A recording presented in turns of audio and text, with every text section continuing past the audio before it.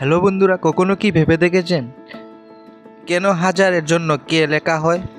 এ বিষয়ে আপনার কি কোনো ধারণা আছে? 99% মানুষেরই জানেন না সঠিক উত্তর। আপনি কি জানা আছে? যদি না জানে থাকেন তাহলে এই ভিডিওর মাধ্যমে দেখে নিন। আপনি প্রায়ই দেখেছেন যে কোনো সংখ্যাকে যদি 1000 দিয়ে প্রকাশ করতে হয় তবে তার জন্য ইংরেজিতে অক্ষর কে লেখা হয়। হয়তো আপনি একবার লিখেছেন। বর্তমান ইন্টারনেট যুগে সকলেই এটি অনেক দেখে থাকেন, কিন্তু কখনো কি ভেবে দেখেছেন কেন হাজারের জন্য কে লেখা হয়? এ বিষয়ে আপনার কি কোনো ধারণা আছে?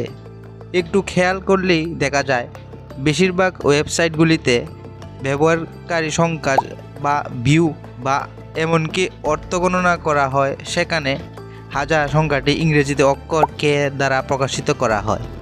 শুধুমাত্র 1000 সংখ্যার জন্য কে ব্যবহার করা হয় কেন, এটা জানতে হলে ইতিহাসে যেতে হবে। এর পেছনে যে কারণটা রয়েছে তা বেশ মজার। অনেক পশ্চিমা দেশ গ্রিক এবং রোমান সংস্কৃতি দ্বারা ব্যাপকভাবে প্রভাবিত ছিল। হাজারের জন্য কে অক্ষরের ব্যবহারে রোমান সংস্কৃতি থেকে এসেছে। গ্রিক ভাষায় চিলোই মানে হাজার, যেখান থেকে এই শব্দটি এসেছে। এছাড়া কে শব্দটি বাইবেল হাজারের জন্য ব্যবহার করা হয়েছে। ফরাসি গ্রিক শব্দ চিলোই কে ছোট করে কিলো করে, এরপর কিলোমিটার, কিলোগ্রাম ইত্যাদি হিসাবে ব্যবহার করা হয়। যেহেতু কিলোগ্রামে 1000 গ্রাম আছে, তাই হাজারের জন্য চিহ্ন কে হয়ে গেল। এভাবে কিলোকে কে প্রতীক দেওয়া হয়েছে। এছাড়া মিলিয়নের জন্য এম, বিলিয়নের জন্য বি, ট্রিলিয়নের জন্য টি আছে।